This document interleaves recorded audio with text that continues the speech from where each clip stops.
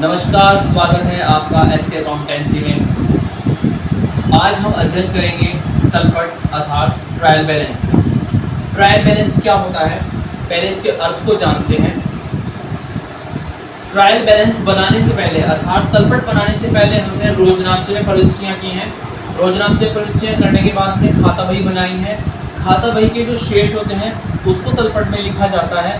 पहले इसके अर्थ को जान लेते हैं, क्या अर्थ होता है इसका। यहाँ पर देखिए, तलपट खाता बही के खातों से ज्ञात किए गए ऋणी तथा धनी शेषों की सूची है, जो खाता बही की गणितीय शुद्धता की जांच करने के उद्देश्य से बनाई जाती है। जैसा कि हम अध्ययन कर चुके हैं रोजनामचे प्रविष्टियाँ और उसके पश्चात बनाए जाने वाले खाते और खातों के जो शेष निकाले जाते हैं उनसे। तलपट बनाने की और भी दो विधियाँ होती हैं, शेष विधि, योग विधि, योग तथा शेष विधि। यहाँ पर हम किसी भी विधि से प्रश्न को हल कर सकते हैं, लेकिन इसके लिए एक बार परिभाषाओं पर चर्चा करते हैं। परिभाषा देखिए, यहाँ पर कार्टर के अनुसार तलपट ऋणी और धनी शेषों की एक सूची है, जो खाता बही से निकाले गए शेष होते हैं। इसमें रोकड़ और बैंक शेष को भी सम्मिलित किया जाता है। इसका अर्थ ये होता है कि हमने जो पहले रोजनामचे प्रविष्टियाँ की हैं, तत्पश्चात खाता बही बनाई है और उसके बाद हमने जो शेष निकाले हैं उन शेषों को यहाँ पर हम लिखते हैं। तो इसको हम एक क्रियात्मक प्रश्न के माध्यम से भी हल करेंगे।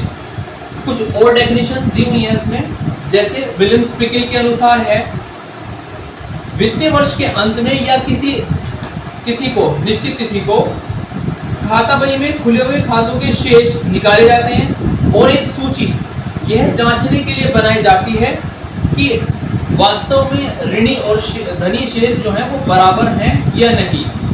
अर्थात इसको हम ये भी कह सकते हैं कि गणितीय शुद्धता की जांच, हमारे खातों में किसी भी प्रकार की कोई गणितीय शुद्धता ना रहे, अशुद्धता ना रहे, उसके लिए गणितीय शुद्धता की जांच करने के लिए भी हम तलपट को बनाते हैं।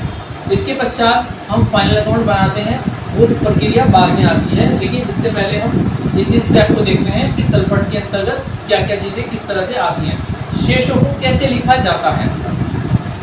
तलपट बनाने से पहले इसको हम क्रियात्मक प्रश्न के माध्यम से हल करेंगे और ये जानेंगे कि तलपट का शेष आखिर जो टोटल होता है वो योग जो होता है दोनों से बराबर कैसे हो जाता है वो। ठीक, तो आइए देखते हैं इसको एक क्रियात्मक प्रश्न के माध्यम से। यहाँ पर मैंने एक प्रश्न को सॉल्व किया है, आप देखिए यहाँ पर इसको। साथ साथ ही मैं आपको सभी चीज़ों को बताते चले जाऊँगा कि इसमें किस तरह से कौन कौन सी चीज़ें कहाँ पर आती हैं। सबसे पहले इसका एक फॉर्मूला होता है, फॉर्मूले को हम देख लेते हैं। इस फॉर्मूले पर हम काम करेंगे। समस्त संपत्तियाँ, जितनी भी हमारी एसेट्स होती हैं, अर्थात जितने भी व्यापार की संपत्तियाँ हैं, एसेट्स हैं, वो सभी डेबिट साइड में आ जाएंगी। इसके पश्चात सभी व्ययों को या खर्चों को, इसको हम खर्च भी कह सकते हैं, तो खर्चों को और व्ययों को हम सबको डेबिट साइड में लेंगे। और समस्त दायित्व अर्थात व्यापार के जितने भी देनदारियां जिनका हमें पेमेंट्स करना है, भुगतान करना है, वो सब क्रेडिट साइड में आ जाएंगे आपकी। और समस्त आय अर्थात इनकम जो है वो भी क्रेडिट साइड में आ जाएंगे। तो देखते हैं पहले इस प्रश्न को। कैश इन हैंड, हमारे हाथ में व्यापारी के पास जो रोकड़ होती है वो हमारा संपत्ति होती है, उसको डेबिट साइड में लिखेंगे। बैंक ओवरड्राफ्ट, बैंक ओवरड्राफ्ट का मतलब होता है, ये हमने इस बात की चर्चा हमने वहाँ पर भी की है जब हमने शब्दावली में इन सब चीज़ों को पढ़ा है। तो बैंक ओवरड्राफ्ट का अर्थ होता है कि हमने बैंक से चालू खाते के अंतर्गत जमा धनराशि से ज़्यादा पैसा निकाल लिया है, तो ये हमारा दायित्व हो जाता है, ये क्रेडिट साइड में आ जाएगा। ओपनिंग स्टॉक, व्यापारी के पास जितना भी स्टॉक होता है वो हमारा एसेट्स होती है, डेबिट साइड में आ जाएगा। इसके पश्चात परचेज, स्टॉक होने के साथ साथ हमारे पास जो और नया माल खरीदा जाता है उसको भी स्टॉक में सम्मिलित किया जाता है। तो जो नया माल खरीदा गया है परचेज, अर्थात वह भी हमारा डेबिट साइड में स्टॉक जो है एसेट्स के बराबर ही होगा। परचेज रिटर्न, इसी प्रकार से जो माल हमने वापस किया है, खरीदे हुए माल को वापस करते समय हम क्रेडिट करेंगे इसमें। यहाँ पर आप इनको प्रविष्टियों के माध्यम से भी देख सकते हैं। जैसे हमने परचेज माल खरीदा, purchase account debit to cash, तो परचेज हमारा बैलेंस जो होगा वो डेबिट होगा। खाता बही में इसका शेष हमारा डेबिट आ रहा होगा, तो वो डेबिट में हम यहाँ पर लिख देंगे। इसी प्रकार से जब वापसी करते हैं तो व्यक्ति का नाम जिस व्यक्ति को आप वापस कर रहे हैं और टू परचेज रिटर्न तो क्रेडिट में आ जाता है। इसी प्रकार से सेल्स जो है हमारी प्रविष्टि करने के पश्चात हम देखते हैं cash account debit to sales, तो ये हमारा जो है क्रेडिट में आ जाता है। सेल्स रिटर्न, जिस प्रकार से परचेज डेबिट और परचेज रिटर्न हमारी क्रेडिट होगी, ठीक उसी प्रकार से उसकी विपरीत दिशा में सेल्स जो है हमारी क्रेडिट और सेल्स रिटर्न हमारी जो है डेबिट होती है।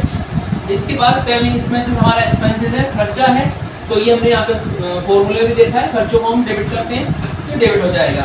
इसके पश्चात डिस्काउंट अलाउड, व्यापारी ने जितने लोगों को डिस्काउंट दिया है वो हमारा एक्सपेंसेस व्यय माना जाता है, उसको भी हम डेबिट साइड में लिख देंगे। डिस्काउंट रिसीव्ड, जिस प्रकार से हमने डिस्काउंट को अलाउड किया है इसी प्रकार से डिस्काउंट हमें प्राप्त भी होता है, प्राप्त होता है तो उसको क्रेडिट साइड में आ जाएगा, वो हमारी इनकम हो जाती है। इसके पश्चात मशीनरी, मशीनरी का अर्थ होता है हमारी एसेट्स, जो हमने मशीन खरीदी है वो हमारी व्यापार की एसेट्स है तो वो डेबिट साइड में आ जाएगी। Land and building, land and building जो होती है वो भी हमारे व्यापार की एसेट्स होती है, एंट्री हम इसके अंतर्गत करते हैं, तो land and buildings account debit to cash, इसलिए यहाँ पर डेबिट साइड में आ जाएगी। डेबिटर्स, जिन व्यक्तियों को हमने उधार माल बेचा हुआ है अर्थात व्यापारी ने उधार माल बेचा हुआ है तो उनको हम अपनी एसेट्स मानते, संपत्ति मानते, क्योंकि उस समय पैसा प्राप्त होगा, इसीलिए वो हमारा डेबिट साइड में आ जाएगा। इसके पश्चात क्रेडिटर्स, क्रेडिटर्स वो लोग होते हैं जिन लोगों से हमने उधार माल खरीदा हुआ है, जिन व्यक्तियों से उधार माल खरीदते हैं तो उनको हमें पेमेंट करना होता है, और पेमेंट करना होगा तो वो हमारा लायबिलिटीज हो जाएगा, दायित्व हो जाएगा, क्रेडिट साइड में आ जाएगा। इसके पश्चात यहाँ पर ये प्रश्न जो है थोड़ा सा बड़ा हो जाता है, तो हम देखते हैं कि इसका टोटल जो है हम यहीं पर लगा देते हैं, इसको आप बैलेंस बीडी के नाम से लिखेंगे यहाँ पर, वहाँ पर, और बैलेंस सीडी के नाम से यहाँ पर, बैलेंस सीडी के नाम से यहाँ पर आ जाएगा।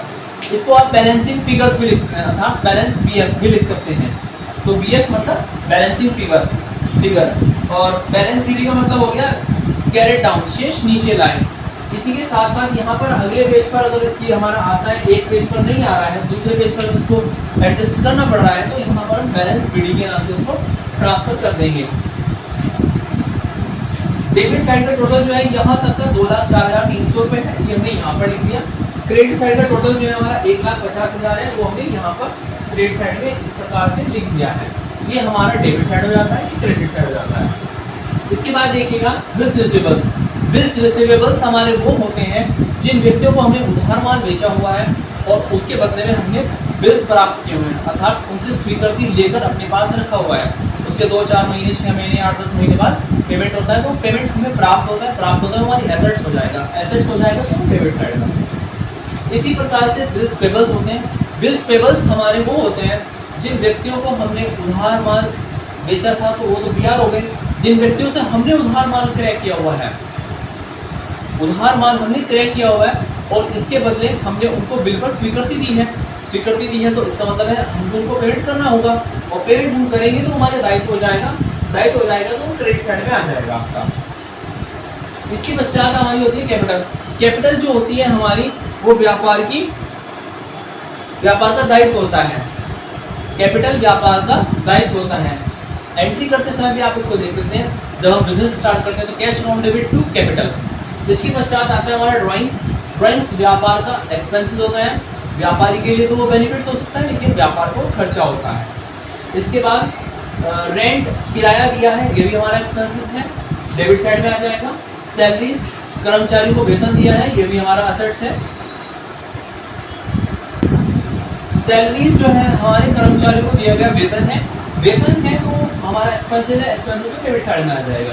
इसी प्रकार से लोन जो है हमने लिया हुआ है, लोन किसी भी संस्था से, बैंक से या किसी व्यक्ति से लोन लेते हैं तो उसको हमें देना होता है, वो व्यापार का दायित्व कहलाता है, अर्थात लायबिलिटीज हो जाएगी तो क्रेडिट साइड में आ जाएगी। इसके पश्चात इंटरेस्ट ऑन लोन, यदि इस लोन पर हमें ब्याज देना है, ब्याज पर पैसा लिया हुआ है तो इंटरेस्ट आपको देना होगा, इंटरेस्ट देना होगा तो वो हमारे एक्सपेंसेस हो जाएगा, तो व्यापारी के लिए खर्च मानते हुए उसको डेबिट साइड पर ट्रायल बैलेंस ही दिखाया जाएगा। तो ये हुआ हमारा ट्रायल बैलेंस अर्थात तलपट। धन्यवाद।